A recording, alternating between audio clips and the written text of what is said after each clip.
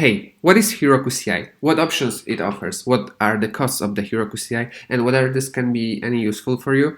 In this video, I'm going to show you a few things about the Heroku CI and how this can help you run your tests faster. Basically, the Heroku in end of 2017 introduced the Heroku CI. It allows you to run your tests, so you don't need to additional CI provider. If you already host your application on the Heroku, it's a great way to have everything in one place.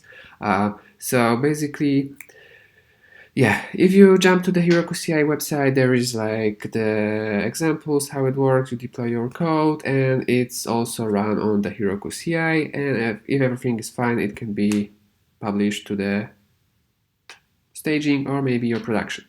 And what is needed to even try Heroku CI? Basically, you need the team, and it means that you will have to pay for the team. It's like $10 per month to have a team on Heroku, but this allows you to create the pipeline. And the pipeline is basically a set of steps.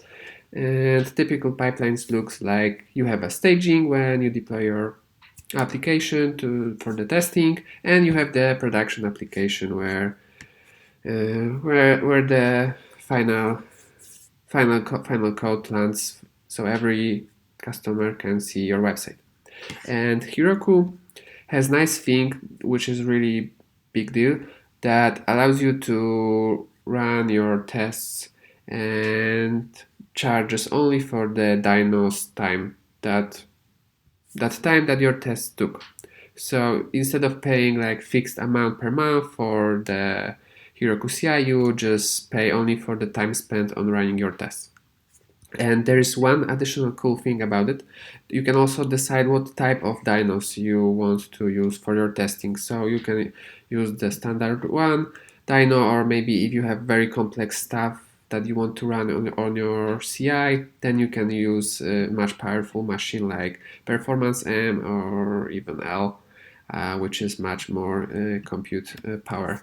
And that's a really cool thing about the Heroku CI. Another awesome thing is they allow you to run multiple dynos in parallel, so you can split your tests or some task, like maybe running linters or something else, on multiple machines, multiple dynos.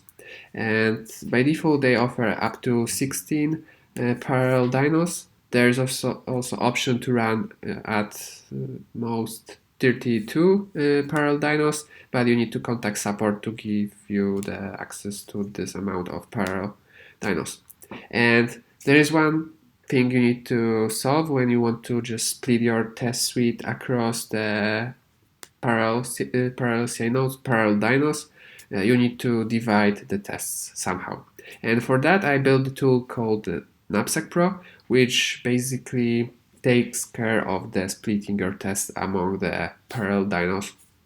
And to show you the high overview, basically there is a Knapsack Pro API, there is the queue of your tests. So basically the whole test suite sits like on the API side, like the test files paths, and the parallel dynos try to consume the tests from the queue and run your tests. And this way it will be like auto-balancing the consumption of the tests across the dynos, and thanks to that you will run your tests much faster and all dynos will finish work in similar time, and thanks to that there will be no bottleneck of one slow dynos.